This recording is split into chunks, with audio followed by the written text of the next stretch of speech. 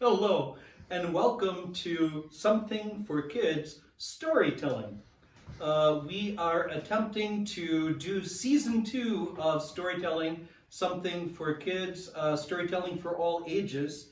Our first episode or season was in the early spring of the year, and now at the end of the year, we are doing a season 2 with another book in the Chronicles of Narnia series, Prince Caspian.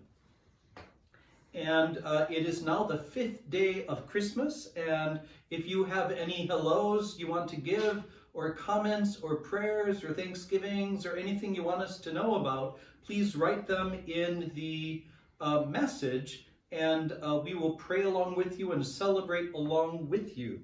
But since we have so much to go through, we should begin. And also, if you were part of this year's virtual Bible school, let us know that you're watching, and it is good to have you back. So the full title is Prince Caspian, The Return to Narnia by C.S. Lewis. Does anyone know what the C.S. stands for? I don't think he liked it very much because he used his initials, but it stands for Clive Staples Lewis. The first chapter is called The Island. Chapter 1. Once there were 4 children whose names were Peter, Susan, Edmund, and Lucy. And it has been told in another book called The Lion, the Witch, and the Wardrobe, how they had a remarkable adventure. They had opened the door of a magic wardrobe and found themselves in a quite different world from ours. And that different world, they had become kings and queens in a country called Narnia. While they were in Narnia, they seemed to reign for years and years. But when they came back through the door and found themselves in England again, it all seemed to have taken no time at all. At any rate, no one noticed that they had ever been away. And they never told anyone except one very wise grown-up. That had all happened a year ago, and now all 4 of them were sitting on the seat at a railway station with trunks and playboxes piled up around them. They were, in fact, on their way back to school. They had traveled together as far as this station, which was a junction, and here, in a few minutes, one train would arrive and take the girls away to one school, and in about half an hour, another train would arrive and the boys would go off to another school. The first part of the journey, when they were all together, always seemed to be part of the holidays. But now when they would be saying goodbye and going different ways so soon, everyone felt that the holidays were really over, and everyone felt their term time feelings beginning again. And they were all rather gloomy, and no one could think of anything to say. Lucy was going to boarding school for the first time. It was an empty, sleepy country station, and there was hardly anyone on the platform except themselves. Suddenly, Lucy gave a sharp little cry. Ah! Like someone who has been stung by a wasp. What's up, Lou? Said Edmund, and then suddenly broke off and made a noise like, ow! What on earth? Began Peter, and then he too suddenly changed what he had been about to say. Indeed, he said, Susan, let go! What are you doing? Where are you dragging me to? I'm not touching you, said Susan. Someone is pulling me. Oh, stop it! Everyone noticed that all the other faces had gone very white. I felt just the same, said Edmund in a breathless voice, as if I were being dragged along. A most frightening pulling. Oh, it's beginning again. Me too, said Lucy. Oh, I can't bear it. Look sharp, shouted Edmund. All catch hands and keep together. This is magic. I can tell by the feeling. Quick!" "Yes," said Susan. "Hold hands. Oh, I do wish it would stop. Oh, oh!" Next moment, the luggage, the seat, the platform, and the station had completely vanished. The four children, holding hands and panting, found themselves standing in a woody place. Such a woody place that branches were sticking into them, and there was hardly room to move. They all rubbed their eyes and took a deep breath. "Oh, Peter," exclaimed Lucy, "do you think we can possibly have gotten back to Narnia?" "It might be anywhere," said Peter. "I can't see a yard in these trees. Let's try to get into the open, if there is any open." With some difficulty, and with some stings from nettles and pricks from thorns, they struggled out of the thicket. Then they had another surprise. Everything became much brighter, and after a few steps, they found themselves at the edge of the wood, looking down on a sandy beach. A few yards away, a very calm sea was falling on the sand with such tiny ripples that it made hardly any sound. There was no land in sight and no clouds in the sky. The sun was about where it ought to be at 10 o'clock in the morning, and the sea was a dazzling blue. They stood sniffing in the sea smell. "By Jove," said Peter, "this is good enough." 5 minutes later, everyone was barefoot and wading in the cool, clear water. "This is better than being in a stuffy train on the way back to Latin and French and algebra," said Edmund. And then for quite a long time, there was no more talking, only splashing and looking for shrimps and crabs. "All the same," said Susan presently, "I suppose we'll have to make some plans. We shall want something to eat before long." "We've got the sandwiches Mother gave us for the journey," said Edmund. "At least, I've got mine." "Not me," said Lucy. "Mine were in my little bag." "So were mine," said Susan. "Mine are in my coat pocket. They're on the beach," said Peter. "That'll be 2 lunches among 4. This isn't going to be much fun." "At present," said Lucy, "I want something to drink more than something to eat." Everyone else now felt thirsty, as one usually is after wading in salt water under a hot sun. "It's like being shipwrecked," remarked Edmund. "In the books, they always find springs of clear, fresh water on the island. We'd better go and look for them." "Does that mean we have to go back into all that thick wood?" said Susan. "No, not a bit," said Peter. "If there are streams, they're about to come down to the sea, and if we can walk along the beach, we're bound to come to them." They all now waded back and went first across the smooth, wet sand, and then up to the dry, crumbling sand that sticks to one's toes, and began putting on their shoes and socks.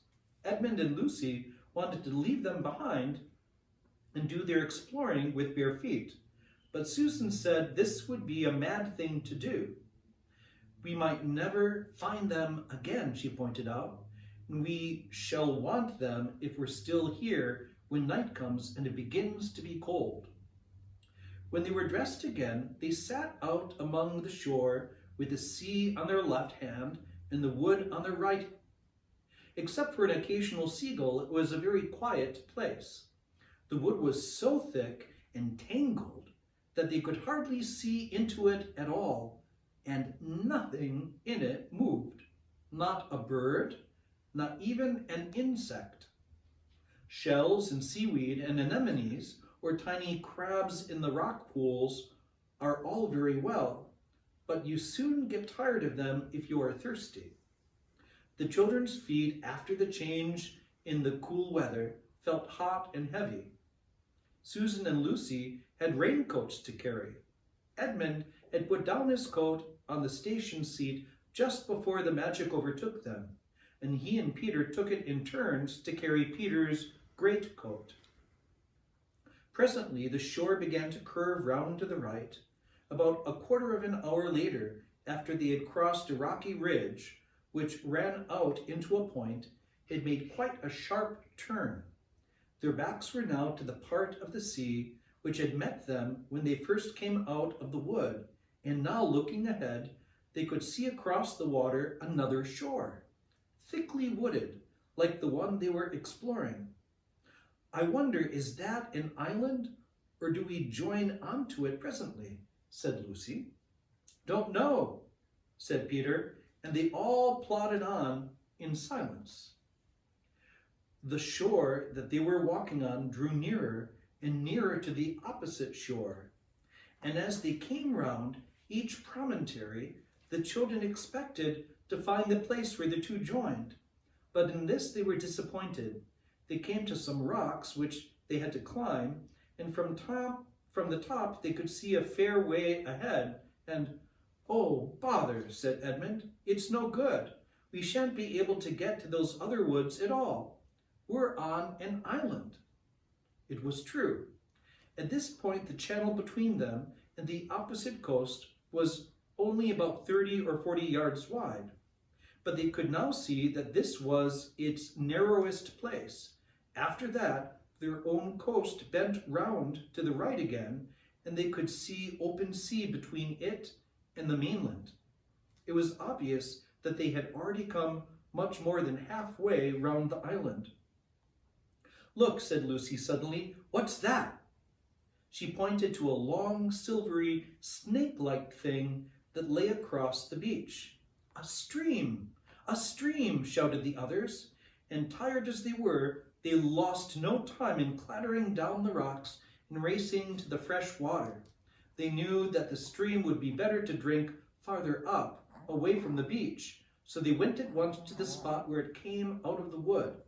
The trees were as thick as ever, but the stream had made itself a deep course between high mossy banks, so that by stooping you could follow it up in a short tunnel of leaves. They dropped on their knees by the first brown, dimply pool and drank, and dipped their faces in the water, and then dipped their arms up to the elbow. "Now," said Edmund, "what about those sandwiches?" "Oh, hadn't we better save them?" said Susan. "We may need them far worse later on." "I do wish," said Lucy, "now that we're not thirsty, we could go on feeling as not hungry as we did when we were thirsty." What about those sandwiches?" repeated Edmund. "There's no good saving them if they go bad. You've got to remember it's a good deal hotter here than in England, and we've been carrying them about in our pockets for hours." So they got out the 2 pockets and divided them into 4 portions, and nobody had quite enough, but it was a great deal better than nothing. Then they talked about their plans for the next meal. Lucy wanted to go back to the sea and catch shrimps, until someone pointed out that they had no nets. Edmund said they must gather gulls' eggs from the rocks, but when they came to think of it, they couldn't remember having seen any gulls' eggs and wouldn't be able to cook them if they found any. Peter thought to himself that unless they had some stroke of luck, they would soon be glad to eat eggs raw. But he didn't see any point in saying this out loud. Susan said it was a pity that they had eaten the sandwiches so soon. 1 or 2 tempers very nearly got lost at this stage. Finally, Edmund said, "Look here, there's only one thing to do. We must explore the wood. Hermits and knights errant and people like that always manage to live somehow if they're in a forest. They find roots and berries and things." "What sort of roots?" asked Susan. "I always thought it meant roots of trees," said Lucy. "Come on," said Peter, "Ed is right, and we must try to do something, and it'll be better than going out into the glare and the sun again." So they all got up and began to follow the stream. It was very hard work. They had to stoop under branches and climb over branches, and they blundered through great masses of stuff like rhododendrons, and tore their clothes and got their feet wet in the stream. And still there was no noise at all, except the noise of the stream and the noises they were making themselves. They were beginning to get very tired of it when they noticed a delicious smell, and then a flash of bright color high above them at the top of the right bank. "I say," exclaimed Lucy, "I do believe that's an apple tree." It was. They panted on the steep bank, forced their way through some brambles, and found themselves standing round an odd tree, an old tree that was heavy with large yellowish golden apples as firm and juicy as you could wish to see. "And this is not the only tree," said Edmund with his mouth full of apple. "Look, there, and there." "Why, there were dozens of them," said Susan, throwing away the core of her first apple and picking her second. "This must be or have been an orchard long, long ago, before the place went wild and the wood grew up." "Then this was once an inhabited island," said Peter. "And what's that?" said Lucy, pointing ahead. "By Jove, it's a wall," said Peter, "an old stone wall." Pressing their way between the laden branches, they reached the wall. It was very odd and broken down in places, with moss and wallflowers growing on it, but it was higher than all but the tallest trees. And when they came quite close to it, they found a great arch, which must have once had a gate in it, but was now almost filled up with the largest of all the apple trees. They had to break some of the branches to get past, and when they had done so, they all blinked because the daylight became suddenly much brighter. They found themselves in a wide open place with walls all around it. In here there were no trees, only level grass and daisies and ivy and gray walls. It was a bright, secret, quiet place, and rather sad, and all four stepped out into the middle of it, glad to be able to straighten their backs and move their limbs freely. And here ends the first chapter of Prince Caspian, the Island.